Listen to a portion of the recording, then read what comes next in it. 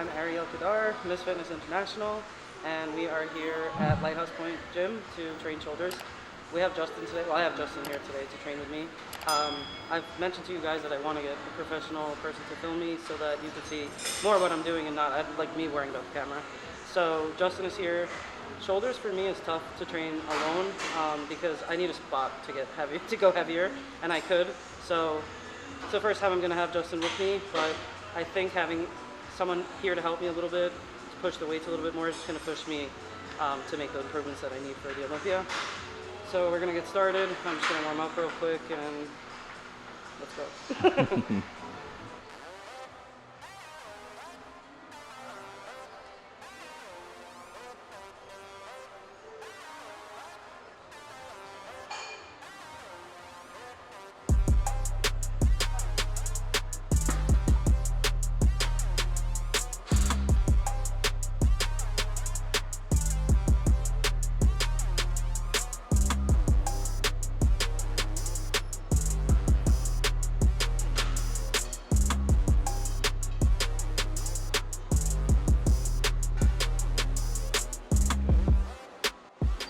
Any particular rep range you want me to stay with? Yeah, like I mean the first one's obviously always the highest amount of reps usually because you're just kind of still getting some blood in there.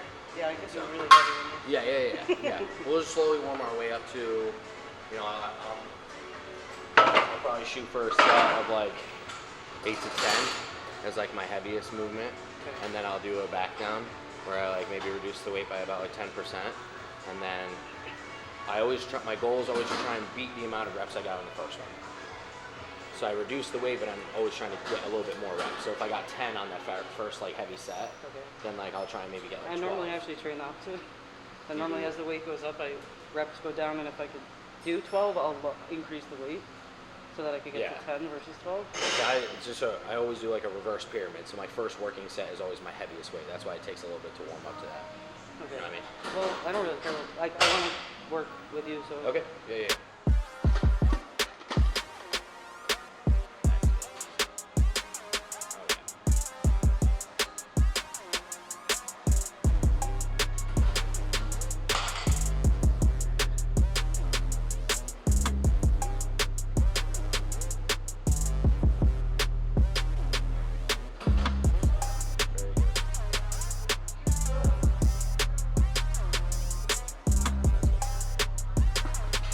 This one fly. Ready? Yeah, here we go.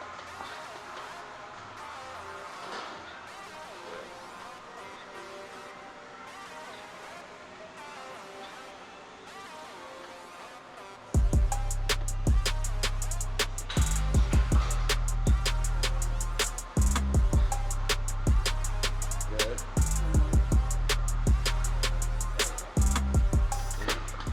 Well, I guess you could probably go to 70.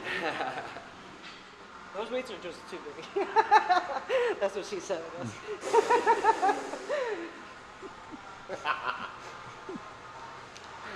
Alrighty.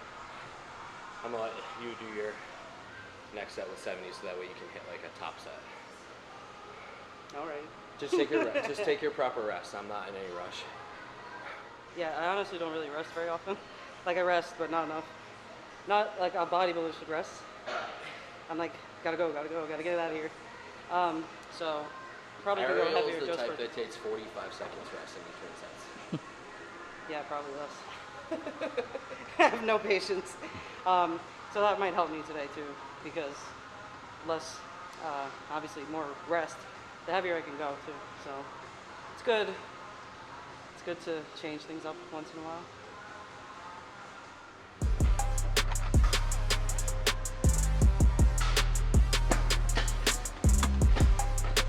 Hardest part getting home.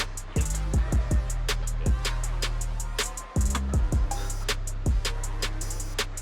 Good. I'm with you. Good. Good, Ariel. That's all you. One more. There we go. Good. Very good. What a Set them difference. down. I'll put them away. What a difference 60 and 70 is. But that's what I mean, between these weights and those weights. Absolutely. I bet I could do those weights easier. Probably. They're just too big. Right. Now you're gonna have me saying that joke all day. Michael Scott. I'm like, I don't think I'm a good spotter since I have literally no spotting experience, but like a guy in here one time he asked me to, he's like, hey, can you help me? And I was like, I hope so. I don't know, maybe. I'm like 4'11". He was doing 3 plates for chest press. And I was like, like guy, what do you honestly expect me to do? He did 1 rep. Oh, he asked you to help him for Yeah, like a 1 like, rep max? Yeah. Oh. I was like, oh boy. Made his day that I helped him, I think, though. Yeah, that was more of, I think, him flirting than it was anything else. No, it was not flirting, that's the thing.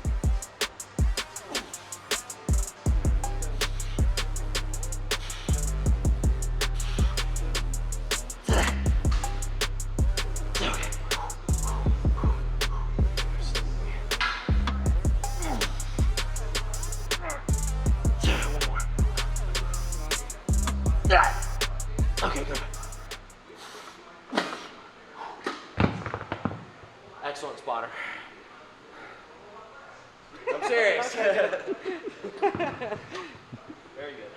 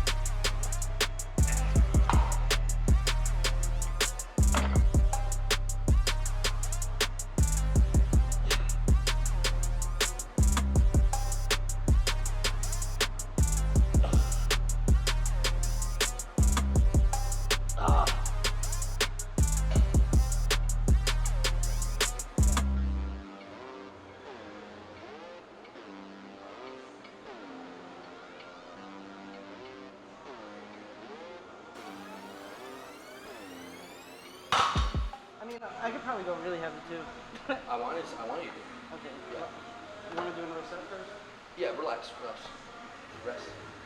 I'm just asking. Yeah, no, I do. Yeah, you'll go again before I. No, like just like we did before. Yep. Yeah, same thing. Yep, same thing. It That was like really easy. Where was it? 110.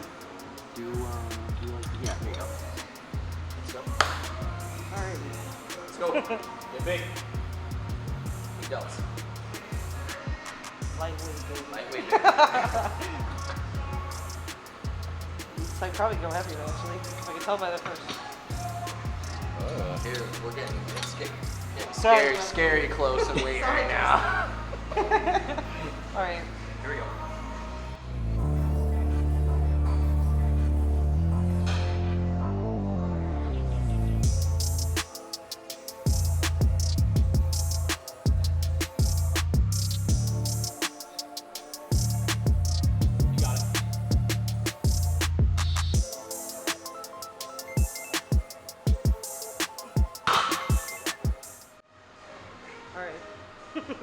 I definitely never went that heavy before on this machine. Good, that's strong.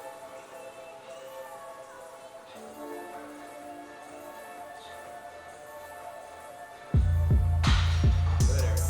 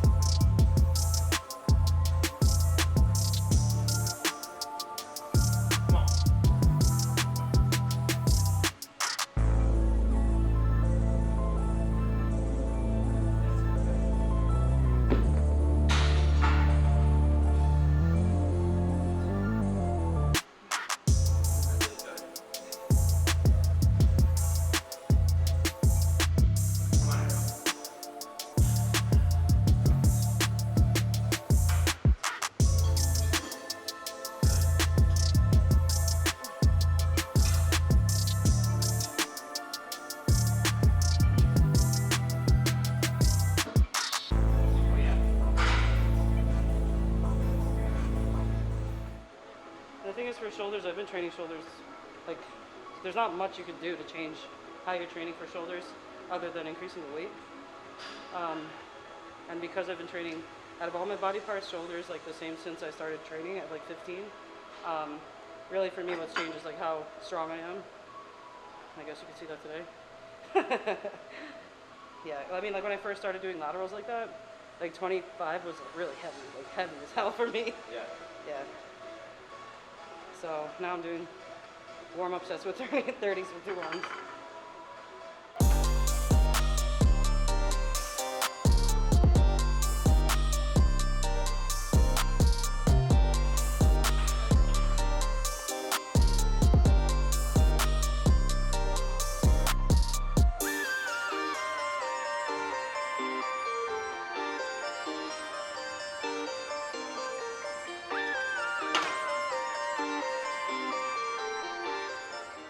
So like when I first got off the Arnold, well, when I first came back to the gym after the Arnold, I was like texting Justin like, so weak, so weak. And now I think, well now I'm starting to feel the rebound. Like I definitely feel like gaining some of that weight back. Not that I feel like really heavy or anything, but I think it's allowing me to be pushing the weights heavy today. Right there, yeah, perfect. Those are perfect right there.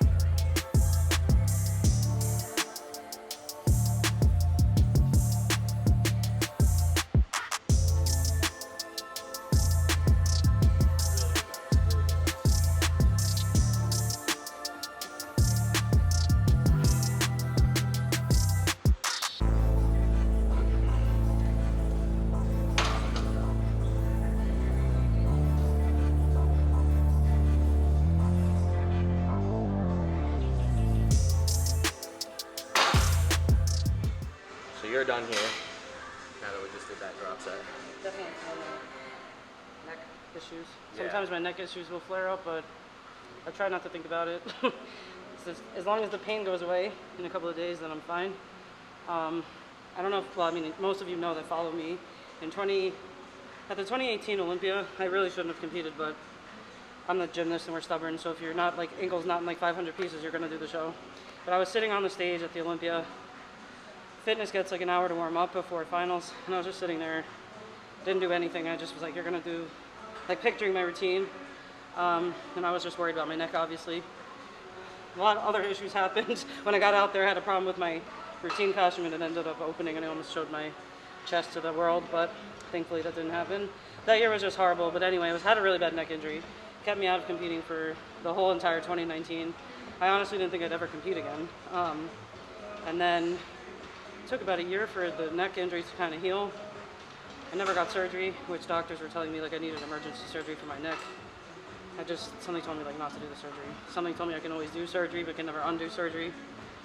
Decided to do the Arnold in 2020 after feeling a lot better physically, and granted, I'm not in pain every day, but I'm always in the back of my mind like trying to not be an idiot, because that was life-changing for me to go from being fully capable to them doctors telling you like you're basically never going to be able to do that again.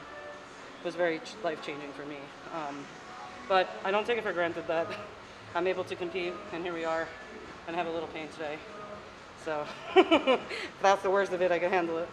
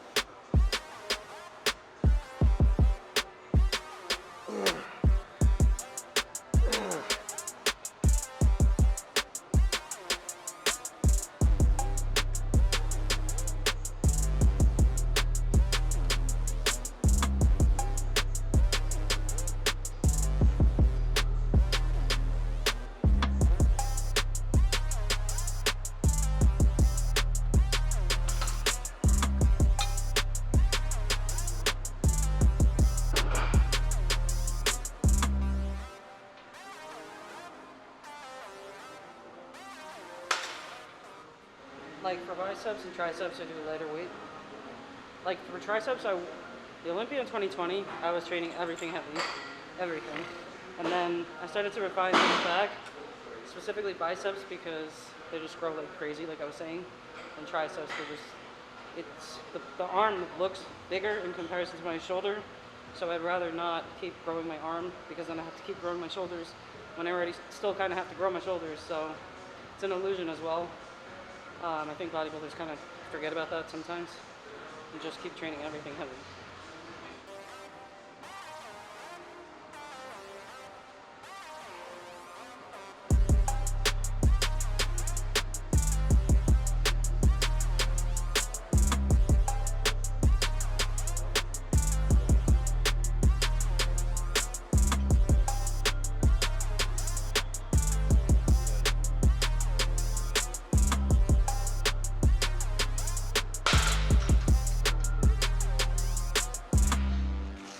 So we just trained shoulders and a little bit of arms. Justin is here, so it gives me the flexibility to get strong, like use more weight, honestly, stronger, heavier weight. Because when I'm by myself, I'm afraid. With fitness, it's extremely important that I don't get hurt, like knock on wood somewhere, because that's just gonna ruin everything.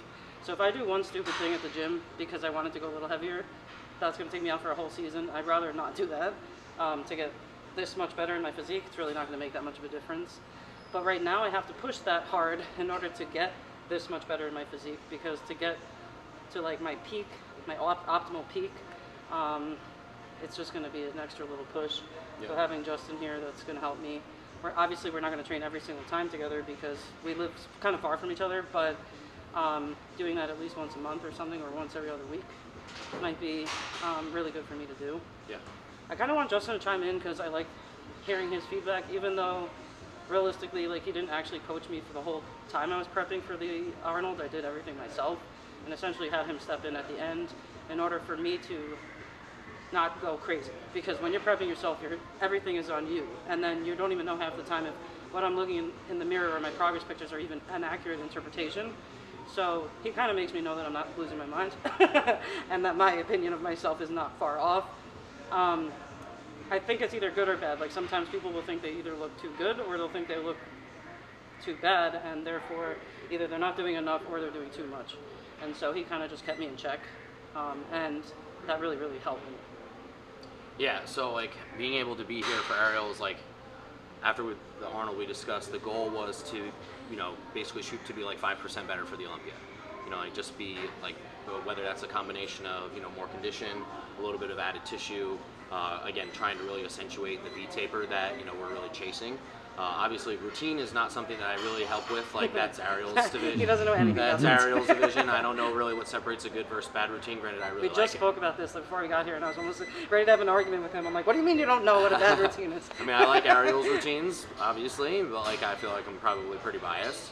And so, but from a physique-based standpoint, like, that's where I can really help and step in, as well as like training and stuff like that. I can really help and step in from there and like help push her in the gym when we are able to train together, as well as, I was given an excellent canvas at about like 3.5 weeks out to help, kind of start working with, because she did a good job prepping herself to that point.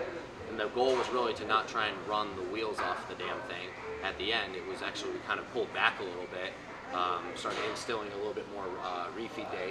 Yeah, actually, I guess we kind of stuck, we kind of stuck with the same amount of cardio that I was doing, but the food actually increased maybe like a little bit, at least more consistently, because we needed something a little bit more structured every single day in order to dial in for actually the peak week, because your body needs to know what it's responding to. And if you're doing one thing one day, another thing another day, even though it's working on an overall picture, it's not going to work as far as the formula to get ready to get on stage that last week of the show. I feel like there was something else I wanted to say. Well, I do have somebody filming today, which makes me probably acting a little different on camera, just because it is a little bit different of a setup. But I want to be super real with all of my YouTube followers and everybody that's watching this, because it's just it's how I am on a day-to-day basis. Justin thinks I'm crazy, but maybe I am. The other thing I was going to say is, I chose Justin to help me because I trust him, and I trust that I can be obnoxious with him, because I'm not like any other athlete that he has. I'm not really his athlete. I guess I'm his friend, so that makes a difference. There's like a friend-coach relationship versus like actually physically hiring him as my coach. If that was the case, if I'm hiring someone, well, obviously I'm not going to chime in and be like, why am I doing this? And why? Because, I mean, you hired that person for a reason. You should probably follow what they're saying. And if you aren't following what they're saying and don't believe in what they're saying, then definitely find another coach. Which is why I coach myself, actually. With his help, obviously. With some of his help, yeah. Yeah, I mean, it was like... it was very, very collaborative. It was more or less, if I didn't think of what he was telling me was accurate, then I wouldn't have done it anyway. Or I would have just told him I'm not doing that, sorry.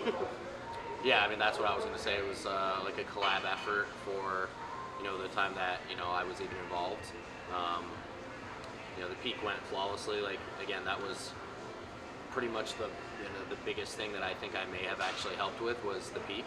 And, other than that, like, a lot of it was, making some suggestions. Ariel had already pretty much, like, had those same thoughts in her mind. It was more of a double confirmation. Like, even for peak week, the peak, like the day before, day 2 days before, it was more or less giving me orders so I don't have to think, because if I think even this much, the cortisol levels will increase and it could potentially get me a watery or just not accurate look on stage that I want to show how I want it to be on stage. It wouldn't have been perfect.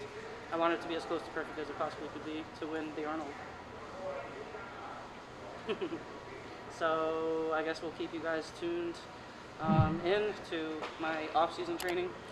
Here's episode 1. Justin came along, episode 1.